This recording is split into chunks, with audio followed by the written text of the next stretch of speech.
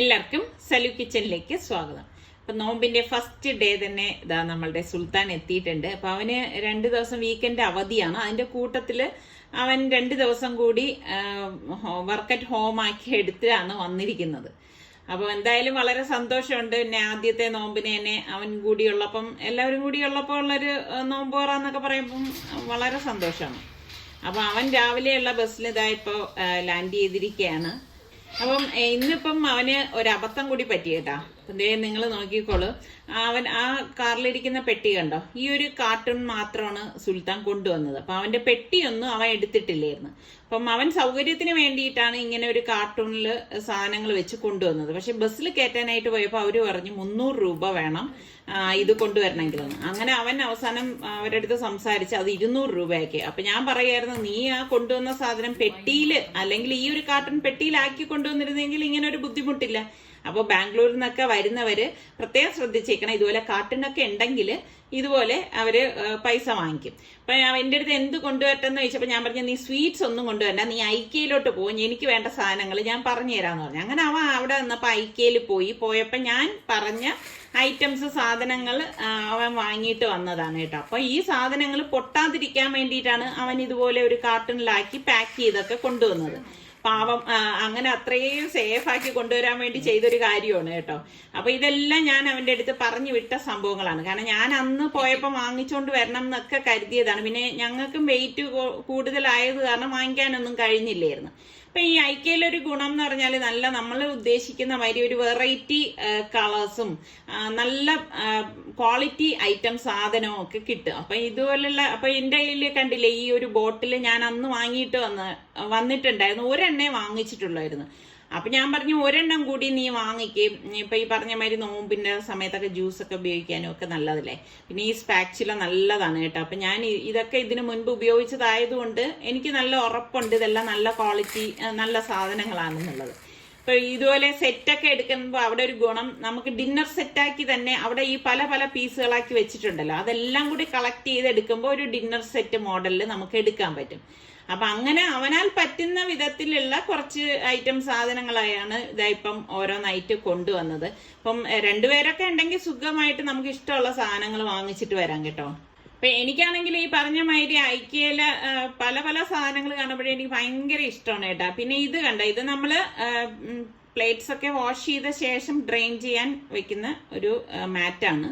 അപ്പൊ അത് ഞാൻ 2 എണ്ണം ഇതുപോലെ വാങ്ങി. ഇതുപോലെയൊക്കെ ഉള്ള ഐറ്റംസ് ഒക്കെയാണ് കൊണ്ടുവന്നത്. ഇത്ര തന്നെ ഉള്ളു കേട്ടോ, ബാക്കി അവന്റെ സാധനങ്ങളാണ്. അപ്പം ഇതൊക്കെയാണ് അവൻ കൊണ്ടുവന്ന ഐറ്റംസ്. അപ്പൊ ഇന്ന് ശരിക്കും നോമ്പ് തുറന്ന് പറയുമ്പോൾ ഞങ്ങളെ മോളുടെ വീട്ടിലേക്കാണ് നോമ്പ് തുറക്കാനായിട്ട് ക്ഷണിച്ചിട്ടുള്ളത്. അപ്പൊ സുൽത്താന് വരാൻ പറ്റത്തില്ല എന്ന് പറഞ്ഞു, കാരണം അവൻ ഇന്ന് വർക്കുണ്ടെന്ന്. അപ്പൊ പിന്നെ അവന് വേണ്ടിയിട്ട് എന്തായാലും എന്തെങ്കിലും ഭക്ഷണം ഉണ്ടാക്കണമല്ലോ. പിന്നെ കൂട്ടത്തിൽ നമുക്ക് അത്താഴത്തിനും കൂടിയുള്ള ആഹാരം ഉണ്ടാക്കാന്ന് വിചാരിച്ചിട്ട് ഞാൻ ഇടിയപ്പത്തിന് വേണ്ടി ഇതാ കുഴച്ചെടുത്തു. അപ്പൊ ഇതുപോലെ ഒന്ന് കുഴച്ചെടുത്തിട്ട് ഞാൻ ഇനിയിപ്പം ചൂടോടുകൂടി തന്നെ അത് ഈ ഇടിയപ്പ പ്രസ്സിൽ വെച്ചിട്ട് ഒന്ന് പ്രസ് ചെയ്തെടുക്കാനായിട്ട് പോവാണ് കേട്ടോ.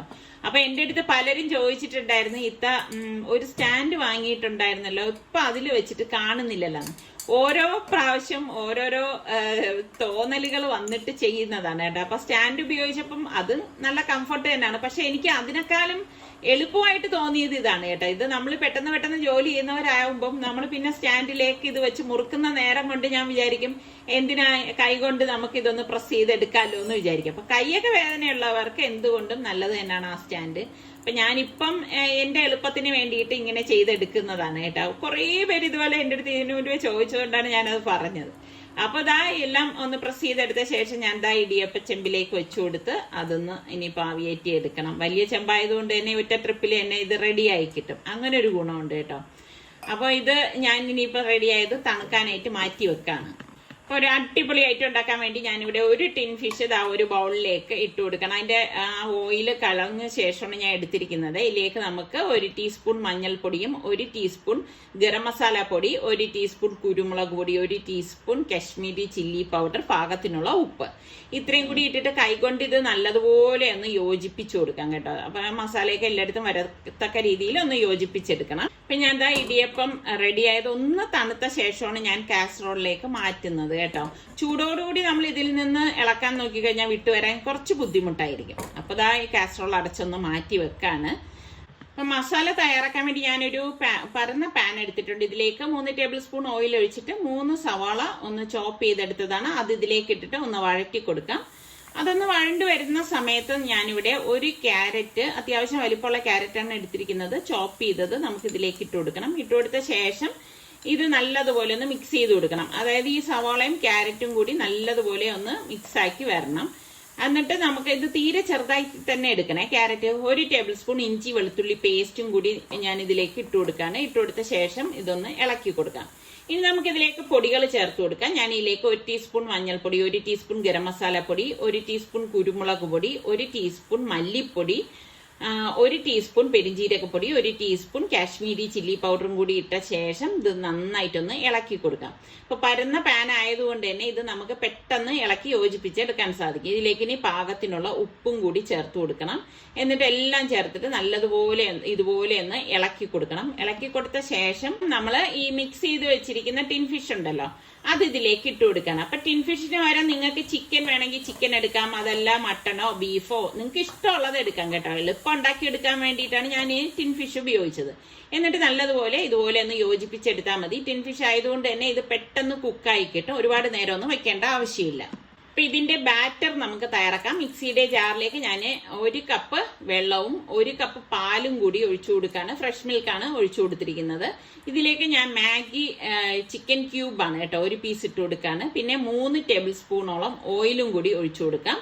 ഒഴിച്ചു കൊടുത്ത ശേഷം ഇതിലേക്ക് 1 ടീസ്പൂൺ ബേക്കിംഗ് പൗഡറും പാകത്തിനുള്ള ഉപ്പും കൂടി ഇട്ട് കൊടുക്കണം. ഇനി നമുക്ക് 1 കപ്പ് മൈദാമാവ് ഇതിലേക്ക് ഇട്ട് കൊടുക്കണം. 250 ml കപ്പിലാണ് 1 കപ്പ് എടുത്തിരിക്കുന്നത്. പിന്നെ നമുക്ക് കുറച്ച് കുരുമുളക് ഏകദേശം 1 ടീസ്പൂണോളം ഒന്ന് ക്രഷ് ചെയ്തിട്ട് കൊടുക്കാം. ഈ ഒരു രീതിയിൽ ഒന്ന് ഇട്ട് കൊടുത്താൽ മതി. എന്നിട്ട് മിക്സിയുടെ ജാറൊന്ന് അടച്ച ശേഷം ഒന്ന് അടിച്ചെടുക്കണം. അടിച്ചെടുത്തിട്ട് നമുക്ക് ഇടയ്ക്ക് ഇതിന്റെ അടപ്പൊന്ന് തുറന്നിട്ട് 2 മുട്ട കൂടി ഇതിലേക്ക് ചേർത്ത് കൊടുക്കണം കേട്ടോ. അപ്പോൾ ഇതാ ഇതുപോലെ 2 മുട്ട ഞാൻ ചേർത്ത ശേഷം വീണ്ടും നമുക്കിതൊന്ന് അടിച്ചെടുക്കാം. മുട്ട ചേർത്തിട്ട് ഒരുപാട് നേരമൊന്നും അടിച്ചെടുക്കേണ്ട ആവശ്യമില്ല. ഇതാ ഇത്രയും മാത്രം മതിയാകും. ഇനി ഇതിലേക്ക് ഒരു ടേസ്റ്റിന് വേണ്ടിയിട്ട് ഞാൻ ഏകദേശം 1 ടീസ്പൂണോളം പാഴ്സ്ലി ലീഫും 1 ടീസ്പൂൺ മിന്റ് ലീഫും 1 ടീസ്പൂൺ ഒറിഗാനോയും കൂടി ഇട്ട് കൊടുക്കണം. ഇട്ട് കൊടുത്ത ശേഷം ഇനി ഇത് നമുക്കൊരു വിസ്ക് കൊണ്ട് നന്നായിട്ടൊന്ന് മിക്സ് ചെയ്ത് കൊടുക്കാം. ഇതൊക്കെ ഇടുമ്പോൾ നല്ല ടേസ്റ്റാണ് കേട്ടോ ഇതിന്. അപ്പം ബാറ്റർ ഇവിടെ റെഡി ആയിട്ടുണ്ട്. അപ്പം നമുക്കൊരു പാൻ അടുപ്പത്തേക്ക് വെച്ച് വളരെ ലോ ഫ്ലെയിം വെച്ച ശേഷം ഞാൻ ഇതിലേക്ക് കുറച്ച് ഓയിൽ ഒഴിച്ചിട്ട് ഒന്ന് ബ്രഷ് ചെയ്ത് കൊടുക്കാണ്. പാനിൽ നിന്ന് പെട്ടെന്ന് നമുക്ക് വിട്ട് കിട്ടാൻ ഇത് സഹായിക്കും. അതിന് ശേഷം നമുക്ക് ഈ ബാറ്റർ കുറച്ച് 1 ലെയർ ബാറ്റർ നമുക്ക് ഇതുപോലെ ഒന്ന് ഒഴിച്ചു കൊടുക്കണം. ഒരുപാട് കട്ടിയിൽ ഒഴിച്ചു കൊടുക്കരുത് കേട്ടോ. ഈ ഒരു രീതിയിൽ മതിയാകും. എന്നിട്ട് നമുക്ക് ഈ ഉണ്ടാക്കി വെച്ചിരിക്കുന്ന മസാല ഇതിന് മീതെ ഇതുപോലെ ഇട്ട് കൊടുക്കാം. അപ്പൊ ഞാൻ എൻ്റെ ഇടാൻ സൗകര്യത്തിന് വേണ്ടി കൈ ഉപയോഗിച്ച് തന്നെയാണ് മസാല ഇട്ട് കൊടുക്കണത്.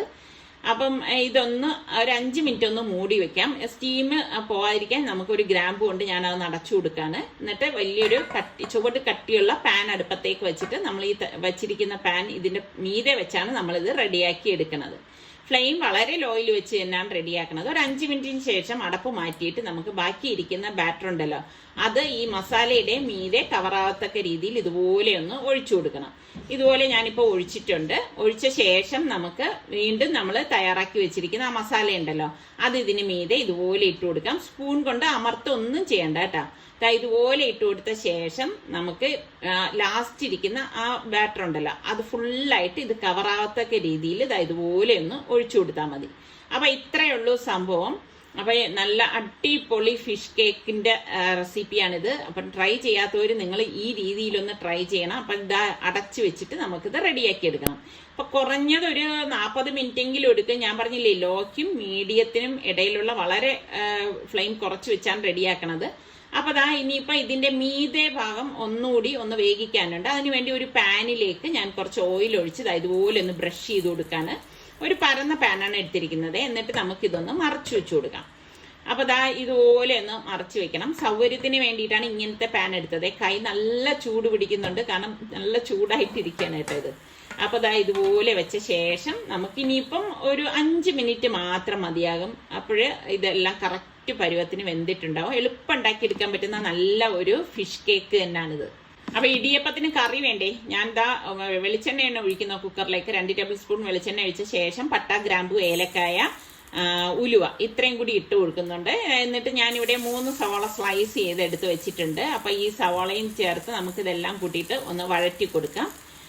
അപ്പോൾ ഇതാ ഇതുപോലെ ഒന്ന് വഴറ്റി കൊടുക്കണം. വഴറ്റി കൊടുത്ത ശേഷം നമുക്കിതിലേക്ക് ഇഞ്ചി വെളുത്തുള്ളി പേസ്റ്റ് വേണം. അപ്പോൾ 1 ടേബിൾ സ്പൂൺ ഇഞ്ചി വെളുത്തുള്ളി പേസ്റ്റും കൂടി ചേർത്ത്, പിന്നെ ഞാനിവിടെ ഒരു 3 പച്ചമുളക് ക്രഷ് ചെയ്തെടുത്തിട്ടുണ്ട്, അതും കൂടി ചേർത്ത് നല്ലതുപോലെ ഒന്ന് മിക്സ് ചെയ്ത് കൊടുക്കാം.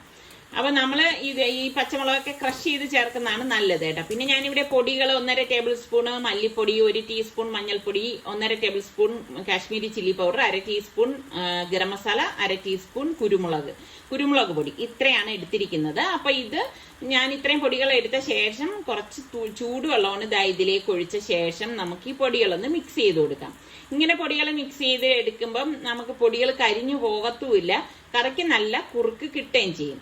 അതുപോലെ തന്നെ ഇടിയപ്പത്തിന്റെ കൂടെ നിങ്ങൾക്ക് കഴിക്കാൻ ഏത് തരം കറിയാണ് ഇഷ്ടം, പ്രത്യേകിച്ച് നോമ്പ് സമയത്ത് നിങ്ങൾ ഏത് തരം കറി കൂട്ടി കഴിക്കാനാണ് ഇഷ്ടപ്പെടുന്നത്.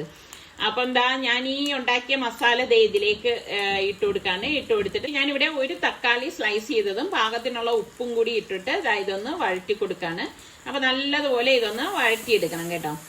വഴറ്റിയെടുത്ത ശേഷം ഞാനിവിടെ 1 കിലോ ബീഫാണ് എടുത്തിരിക്കുന്നത്. ബീഫ് കഴുകി വൃത്തിയാക്കിയത് ഇതിലേക്ക് ഇട്ട് കൊടുക്കാണ്. അപ്പൊ ഇതിപ്പം യെല്ലോട് കൂടിയിട്ടുള്ള ബീഫാണ് കേട്ടോ. ഇവിടെ സുൽത്താനാണെങ്കിൽ യെല്ലുള്ള ബീഫ് തീരെ ഇഷ്ടമില്ല, പിന്നെ അവൻ ഇതിന്റെ ചാറ് കഴിച്ചോളും. അതുകൊണ്ടാണ് ഞാൻ പിന്നെ അങ്ങനെ റെഡിയാക്കി എടുക്കുന്നത്.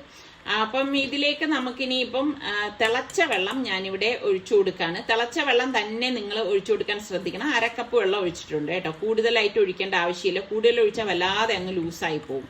അപ്പൊ ഇത്രയേ ഉള്ളൂ. ഇതൊന്ന് ഇളക്കി യോജിപ്പിച്ച ശേഷം നമുക്കിനിയിപ്പോൾ പ്രഷർ കുക്കർ മൂടിയിട്ട് ഞാനൊരു 5 വിസിൽ വരെ ഇതൊന്ന് വേവിച്ചെടുക്കുകയാണ് ചെയ്യണത്. 5 വിസിൽ കേട്ട് കഴിഞ്ഞ് സ്റ്റീം പോയ ശേഷം ഇത് തുറക്കത്തുള്ളൂ കേട്ടോ. പിന്നെ ഞാനിവിടെ 1 കിലോ ജ്യൂസിന്റെ ഗ്രേപ്പ് എടുത്തിട്ടുണ്ട്. അപ്പൊ ഇത് നന്നായിട്ടൊന്ന് കഴുകിയെടുത്ത ശേഷം ഞാനൊരു പാനിലേക്ക് ഇട്ട് കൊടുക്കാണ്. അപ്പൊ ഇതുപോലെ ഇട്ട് കൊടുത്ത ശേഷം നമുക്കിതിലേക്ക് പഞ്ചസാര ഇട്ട് കൊടുക്കാം. നമുക്ക് എത്രയാണോ മധുരം അതിനാവശ്യത്തിന് ഇട്ട് കൊടുക്കണം. ഞാനിവിടെ ഒരു 1/4 കപ്പ് പഞ്ചസാര ഇതിലേക്ക് ചേർത്ത് കൊടുക്കാണ്. ചേർത്ത് കൊടുത്ത ശേഷം നമുക്കിതിലേക്ക് ചൂടുവെള്ളം ഒഴിച്ചു കൊടുക്കാം കേട്ടോ. പെട്ടെന്ന് റെഡിയാവാനാണ് ചൂടുവെള്ളം ഒഴിച്ചു കൊടുക്കുന്നത്.